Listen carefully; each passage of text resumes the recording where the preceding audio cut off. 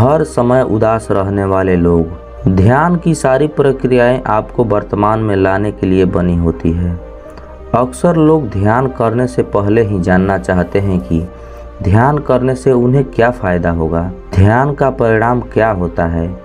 ये गौर करने की बात है कि ये सवाल जो उसके मन में उठ रहा है, ये भविष्य के चिंताओं का ही रूप है। ध्यान तो अभी करना होता है, लेकिन उसका परिणाम हमें भविष्य में मिलता है। और इसी तरह हमारा मन कहीं न कहीं भविष्य या अतीत की चिंताओं में घिरा रहता है, और ध्यान हमारे मन और मस्तिष्क को भविष्य और अतीत से खींचकर वर्तमान में लेकर आता है। और जब हमारा मन एक बार वर्तमान का मजा चख लेता है तो उसे वास्तविक आनंद का अनुभव होता है। एक इंसान की पूरी जिंदगी अगर 2 शब्द में समाहित किया जाए तो वे 2 शब्द होंगे, सुख और दुख। सुख और दुख मिलकर एक ऐसा चक्र बनाते हैं, एक ऐसा गोला बनाते हैं, एक ऐसा पहिया बनाते हैं कि इंसान जिंदगी भर उस पहिए में गोल गोल घूमता रहता है, और उस गोले में चक्कर लगाते लगाते कभी वो दुख को पार करके सुख में पहुंच जाता है। लेकिन उसे उस वक्त का ये नहीं पता होता है कि सुख का गोला भी घूमकर फिर से दुख में लेकर आएगा, और इसी चक्कर में फंसकर आदमी का पूरा जीवन निकल जाता है। लेकिन अगर आप एक बार इस चक्कर को समझ लेते हैं कि सुख और दुख दोनों एक ही गोले के 2 सिरे हैं, चाहे हम सुख से शुरुआत करें या दुख से, आखिरकार हम उस दूसरे कोने पे ही पहुंचेंगे। अगर ये बात हमारा मन स्वीकार कर लेता है तो इंसान इस चक्कर से बाहर निकलने की सोच सकता है, और इससे बाहर निकलने का मात्र एक ही तरीका है, ध्यान। क्योंकि सुख और दुख हमेशा अतीत और भविष्य से जुड़े होते हैं, और ध्यान हमें वर्तमान के आनंद से अभिभूत कराता है। आज की जो मैं आपको कहानी सुनाने वाला हूँ, वो आपको सुख और दुख के चक्कर से निकालकर वर्तमान के आनंद के झलक प्रदान करेगी। इससे पहले कि इस कहानी की भावनाओं में आप खो जाएं, इस चैनल को सब्सक्राइब जरूर कर लें। एक बार की बात है, एक नौजवान युवक बुद्ध के पास आता है और उनसे कहता है, हे बुद्ध, क्या आप मेरे एक सवाल का जवाब देंगे? बुद्ध ने मुस्कुराते हुए कहा कि पूछो, क्या पूछना है। इसके बाद उस युवक ने कहा कि हे बुद्ध, मेरी उम्र अभी बहुत ज़्यादा नहीं है, लेकिन मैं बहुत परेशान रहता हूँ, बहुत दुखी रहता हूँ। मैं आपसे ये जानना चाहता हूँ कि मेरे जीवन में अभी से दुख है तो मेरी ज़िंदगी अभी बहुत बाकी है। क्या मेरे जीवन में दुख बढ़ते ही रहेंगे? क्या इन दुखों से छुटकारा पाने का कोई रास्ता नहीं है? ये सुनकर बुद्ध कहते हैं कि कहाँ है तुम्हारे दुख? मुझे तो दिखाई नहीं दे रहे हैं। ये सुनकर वो युवक कहता है कि हे बुद्ध, दुख तो मेरे अंदर हैं, मेरे भीतर हैं, वो आपको कैसे दिखाई देंगे? ये सुनकर बुद्ध उस युवक से पूछते हैं कि क्या तुम्हें अपने दुख दिखाई देते हैं? वो युवक कहता है कि हाँ बुद्ध, मैं अपने दुखों को भली भांति देख पा रहा हूँ। तब बुद्ध ने पूछा, इन दुखों का मूल क्या है? बुद्ध में और उस युवक में चर्चा चल ही रही थी कि तभी एक भिक्षु दौड़कर वहाँ पर आता है। वो भिक्षु तथागत बुद्ध के कान में कुछ कहता है। इसके बाद बुद्ध उस युवक से कहते हैं कि चलो आज मैं तुम्हें जीवन का सत्य दिखाने के लिए एक जगह पर लेकर चलता हूँ। वहाँ पे तुम्हें कुछ भी नहीं बोलना है, चुपचाप तुम्हें सारी बातें सुनते रहना है। इसके बाद तुम्हें सारे प्रश्नों के उत्तर खुद ही मिल जाएंगे। ये कहकर वो युवक गौतम बुद्ध के पीछे पीछे चलने लगता है। कुछ दूर चलने के बाद गौतम बुद्ध एक घर में प्रवेश करते हैं। घर में प्रवेश करने के बाद वो युवक और तथागत बुद्ध देखते हैं कि वहाँ पर बहुत सारे लोग इकट्ठे हो रखे हैं, और बीच में चारपाई पर एक वृद्ध आदमी लेटा हुआ है। बुद्ध को देखते ही सभी लोगों ने उनके लिए राह बनाई, और बुद्ध उस आदमी के पास वहीं उनके चारपाई पर जाकर बैठ जाते हैं। वो युवक पास में ही बैठ जाते हैं। इसके बाद वो वृद्ध आदमी जो चारपाई पर बैठा हुआ था कहना शुरू करता है कि हे बुद्ध, मैं नहीं जानता कि मेरे जीवन में कितनी सांसें और बची है। पता न किस वक्त मुझे भगवान ने घर से बुलावा आ जाए। हे बुद्ध, मैं मरने से पहले अपने सवालों के जवाब मैं आपसे जानना चाहता हूँ। मुझे पता है कि उन सब सवालों के जवाब आप ही मुझे दे सकते हैं। इसलिए मैंने आपको यहाँ पर बुलाया है। इसके बाद उस वृद्ध आदमी ने कहना शुरू किया कि हे बुद्ध, अपने आखिरी में मुझे अपने बचपन के दिन बहुत याद आ रहे हैं। मैं अपने बचपन के दिनों को याद करता हूँ और सोचता हूँ कि वो भी क्या दिन थे। न कुछ पाने की फिक्र, न कुछ खोने का गम। बचपन के उन दिनों को याद करके मेरे आंखों में आंसू आ जाते हैं। मुझे लगता है कि कितनी आज़ादी थी उस समय। मेरा मन कितना खुला हुआ था। मन में कुछ भी पाने की इच्छा नहीं थी। जिस भी खेल में लग जाते थे उस खेल में पूरा दिन लगे रहते थे। लेकिन कुछ समय बाद जैसे जैसे मैं बड़ा होने लगा वैसे वैसे लोग मुझे ज़िंदगी की दौड़ में आगे निकलने के लिए कहने लगे। मेरे पिता अक्सर मुझसे कहा करते थे कि तुम पढ़ाई में अपने भाई जैसा क्यों नहीं हो, तुम दूसरे लोगों से पीछे क्यों रहते हो। ये सब सुनकर मेरा मन बहुत बेचैन रहने लगा। लोग मुझे बहुत ताने देते थे क्योंकि ना तो मैं खेल में अच्छा था और ना ही पढ़ाई में। सब लोग मुझे किसी और की तरह बनने के लिए कहते थे और उनके तानों से तंग आकर मैं जीवन में कुछ हासिल करने का निश्चय किया। मैं अपने आप से वादा किया कि मैं कभी अपने भाई की तरह कामयाब इंसान बनूंगा और इसके लिए मैं दिन रात मेहनत करने लगा। शुरुआत में तो बहुत मुश्किलें आईं, बहुत निराशा हाथ लगी, लेकिन मैंने हार नहीं मानी और मैं खुद अपना व्यापार खड़ा कर लिया। इसके बाद मुझे कुछ पाने का एहसास हुआ। मुझे बहुत खुशी हुई क्योंकि जो लोग मुझे ताने देते थे वही लोग अब मेरे आगे पीछे घूमने लगे थे। कुछ वक्त बाद एक रईस बेटी के साथ शादी हो गई और इसके बाद मुझे लग रहा था मुझे मेरा जीवन का स्वर्ग बन गया। कुछ साल बाद मुझे 2 बेटे प्राप्त हुए। दोनों बहुत ही सुंदर और हिष्ट पुष्ट थे।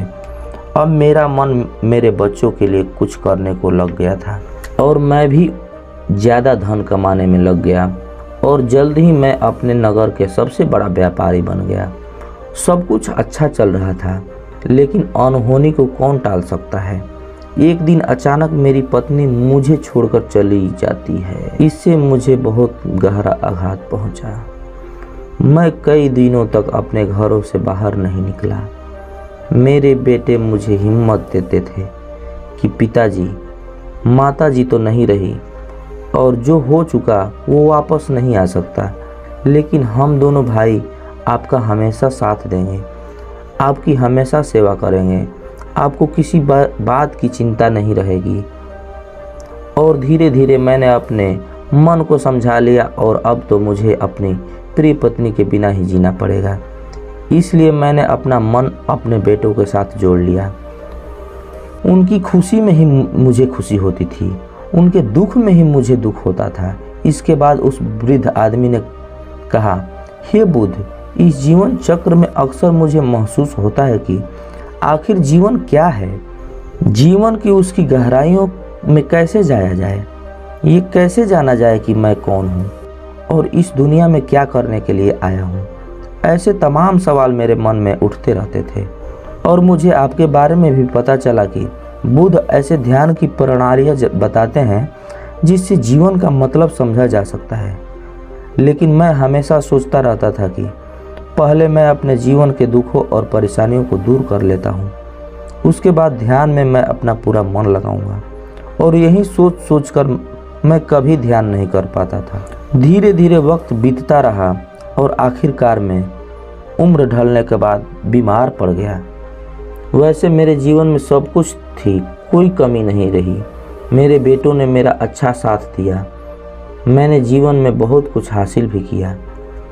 लेकिन अब मैं अपने जीवन में अगर पीछे मुड़कर देखता हूँ तो मुझे एहसास होता है कि मेरे बचपन के दिन ही सबसे प्यारे दिन थे।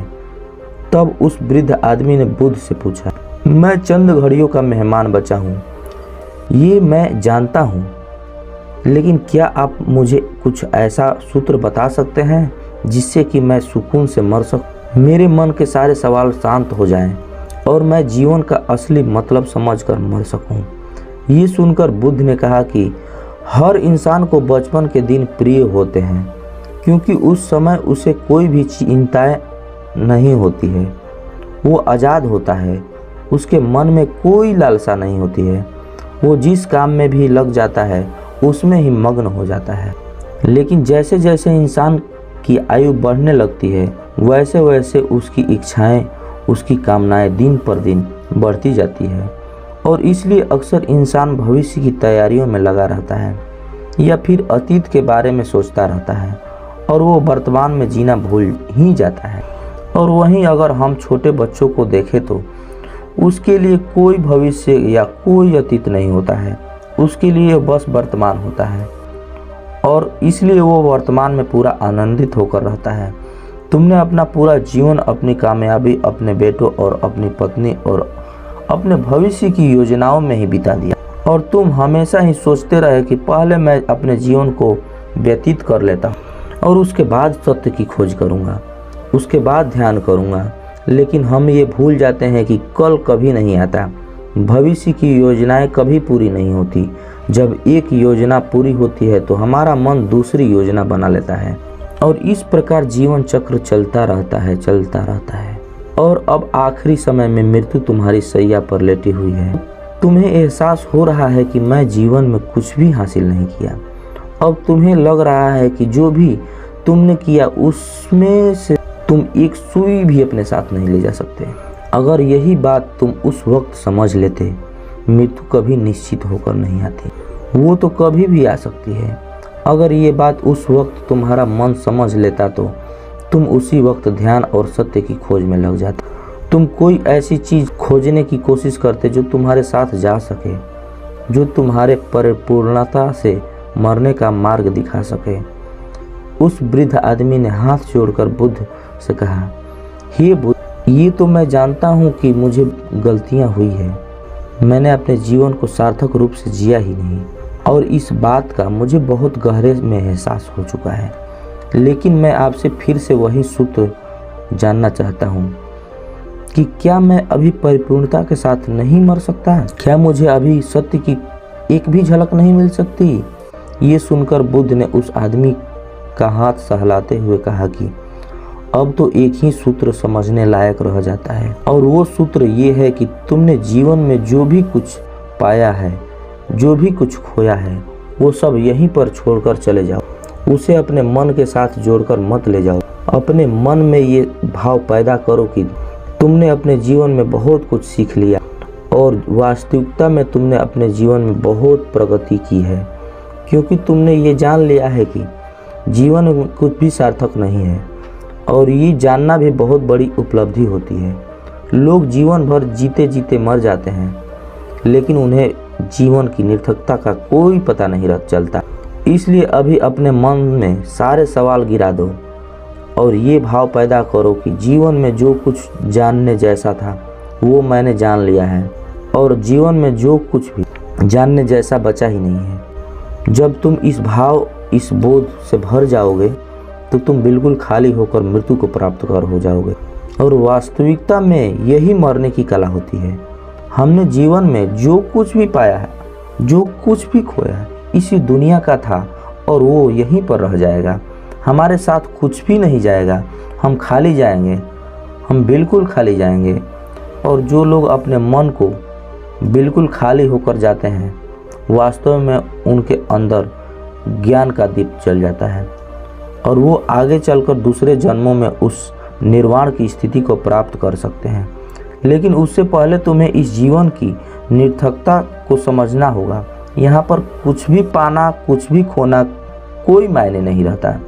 इसके बाद बहुत देर तक उस वृद्ध आदमी ने कोई सवाल नहीं पूछा और वो मुस्कुराते हुए मृत्यु को प्राप्त हो गया।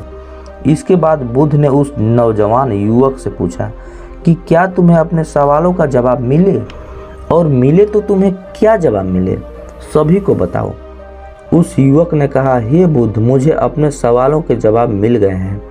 इस वृद्ध आदमी के जीवन चक्र से मैं समझ गया हूँ कि जीवन में कुछ भी पाने जैसा नहीं होता।